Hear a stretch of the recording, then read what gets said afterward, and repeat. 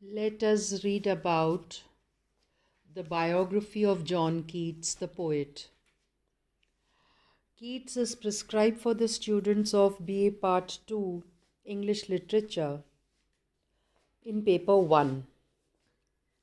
Two of Keats's poems, the students have to study them. One is Ode to Autumn, and the other is When I Have Fears. But before we look at the poems, let us first read about his biography. Who was John Keats? English romantic lyric poet John Keats devoted his short life to the perfection of poetry, marked by vivid imagery, great sensuous appeal, and an attempt to express a philosophy through classical legend. In 1818, he went on a walking tour in the Lake District.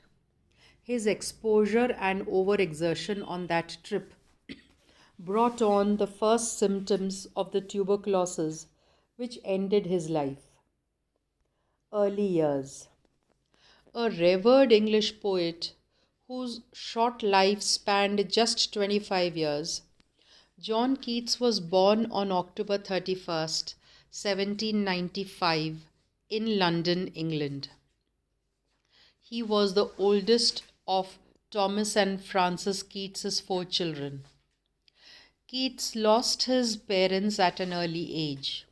He was 8 years old when his father died. His father's death had a profound effect on the young boy's life. In a more abstract sense, it shaped Keats's understanding for the human condition, both its suffering and its loss. Abstract means something that exists only as an idea, not as a physical thing.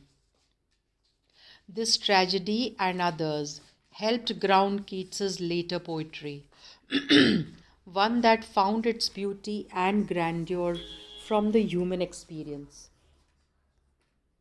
In a more mundane way, Keats's father's death greatly disrupted the family's financial security. His mother, Frances, seemed to have made a series of mistakes after her husband's death.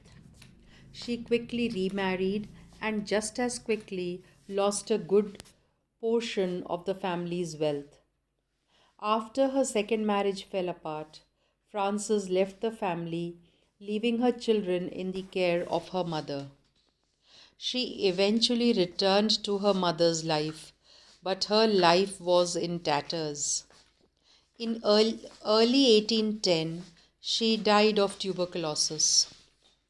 During this period, Keats found solace and comfort in art and literature. At Enfield Academy, where he started shortly before his father's passing, Keats proved to be a voracious reader. Voracious means somebody who wants a lot of new information and knowledge. He also became close to the school's headmaster, John Clark, who served as a sort of a father figure to the orphaned student and encouraged Keats's interest in literature. Back home, Keats's maternal grandmother turned over control of the family's finances, which was considerable at the time, to a London merchant named Richard Abbey. Overzealous in protecting the family's money, Abbey showed himself to be reluctant to let the Keats' children spend much of it. He refused to be forthcoming about how much money the family actually had, and in some cases was downright deceitful. In other words, the Keats children were cheated of their money. There is some debate as to whose decision it was to pull Keats out of Enfield. But the fall of 1810, fall means the season when the leaves fall, Hindi में हम जिसको पतझड़ कहते हैं, वो England में सितंबर में आता है. Keats left the school for studies to become a surgeon. He eventually studied medicine at a London hospital and became a licensed apothecary in 1816. An apothecary is a person who prepares and sold medicines and drugs. आज की तारीख में हम जिसको pharmacist कहते हैं. Early poetry. But Keats's career in medicine never really took off. Even as he studied medicine, Keats's devotion to literature and the arts never ceased. Through his friend Cordon Clark, whose father was the headmaster at Enfield, Keats met publisher Leigh Hunt of the Examiner. Hunt's radicalism and biting pen landed him in prison in 1813 for libeling, means defaming of a person by written or representational means. For libeling the Prince Regent. Prince Regent means the Prince of England who would become the next king. Hunt, though, had an eye for talent and was an early supporter of Keats's poetry and became his first publisher. Through Hunt, Keats was introduced to a world of politics that was new to him and had greatly influenced what he put on the page. In honor of Hunt, Keats wrote the sonnet, written on the day that Mr. Leigh Hunt left prison. In addition to affirming Keats's standing as a poet, Hunt also introduced the young poet to a group of other English poets, including Percy Bysshe Shelley and Wordsworth. In 1817, Keats leveraged his new friendships to publish his first volume of poetry, Poems by John Keats. The following year, Keats published Endymion, a mammoth 4,000-line poem based on the Greek myth of the same name. Myth का मतलब हिंदी में जो हमारी पौराणिक कथाएं होती हैं वो myth कहलाती हैं. Keats had written the poem in the summer and fall of 1817, committing himself to at least 40 lines a day. He completed the work in November of that year, and it was published in April 1818. Keats's daring and bold style earned him nothing but criticism from two of England's most revered publications, Blackwood's Magazine and the Quarterly Review. The attacks were an extension of heavy criticism lobbed at Hunt and his cadre of young poets.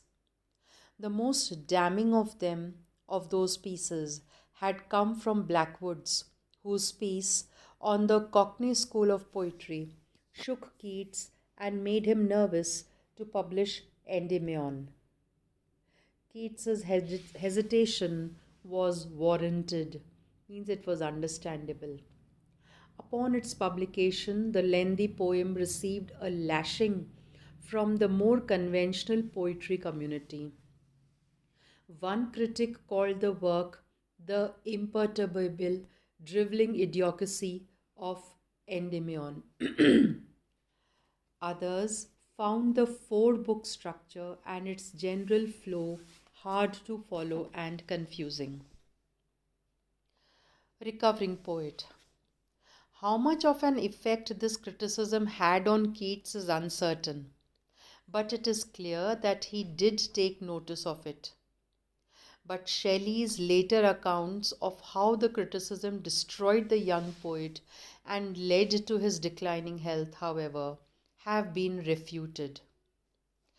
Keats, in fact, had already moved beyond Endymion even before it was published. By the end of 1817, he was re-examining poetry's role in society. In lengthy letters to friends, Keats outlined his vision of a kind of poetry that drew its beauty from real world human experience rather than some mythical grandeur.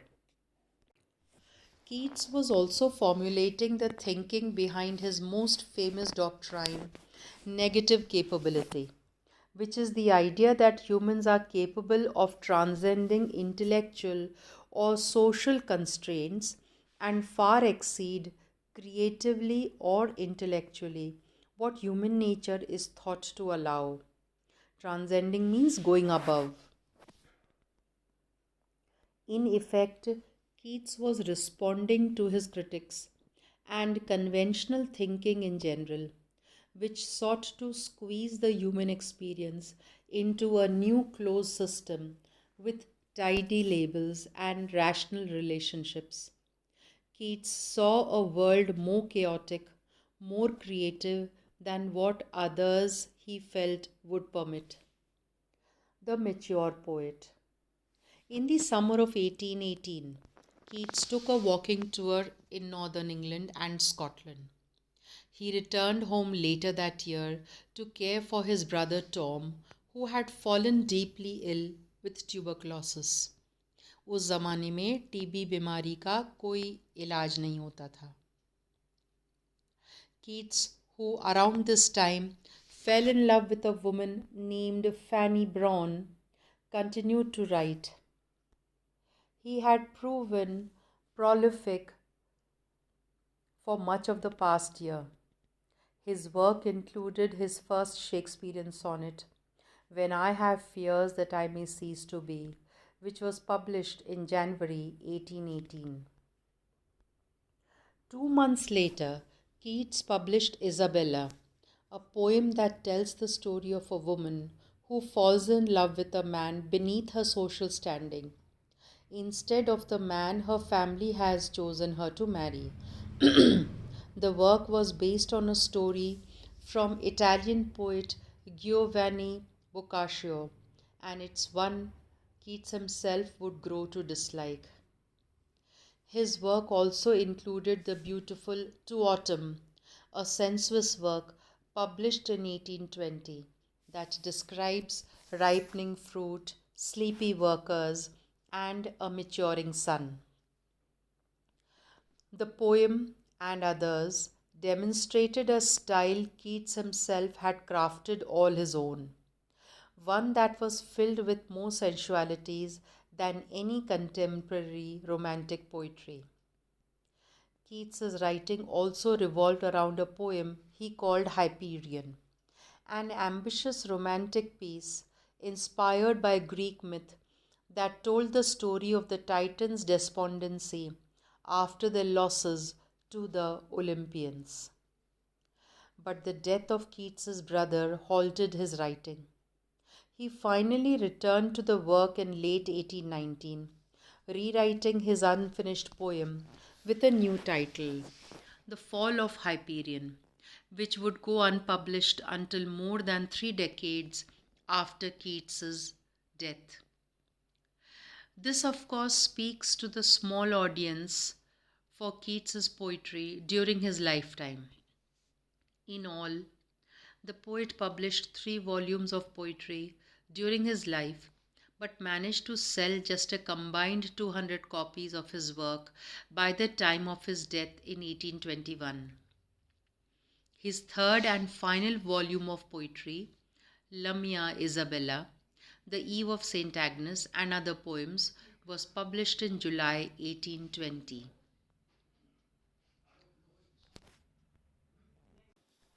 Only with the help of his friends, who pushed hard to secure Keats's legacy, and the work and style of Alfred Lord Tennyson, the poet laureate of the United Kingdom, during the latter half of the 19th century, did Keats's stock rise considerably. Final years and death. In 1819, Keats contracted tuberculosis. His health deteriorated quickly. Soon after his last volume of poetry was published, he ventured off to Italy with his close friend, the painter Joseph Severn, on the advice of his doctor, who had told him He needed to be in warmer climate for the winter. The trip marked the end of his romance with Braun. His health issues and his own dreams of becoming a successful writer had stifled their chances of ever getting married. Keats arrived in Rome in November of that year and for a brief time started to feel better. But within a month he was back in bed, suffering from a high temperature. The last few months of his life proved particularly painful for the poet. His doctor in Rome placed Keats on a strict diet that consisted of a single anchovy and a piece of bread per day in order to limit the flow of blood to the stomach. He also induced heavy bleeding, resulting in Keats suffering from both a lack of oxygen and a lack of food. Keats's agony was so severe that at one point he pressed his doctor and asked him, "How long is this posthumous existence of mine to go on?" Keats's death came on February 23rd, 1821. And we lost a wonderful poet.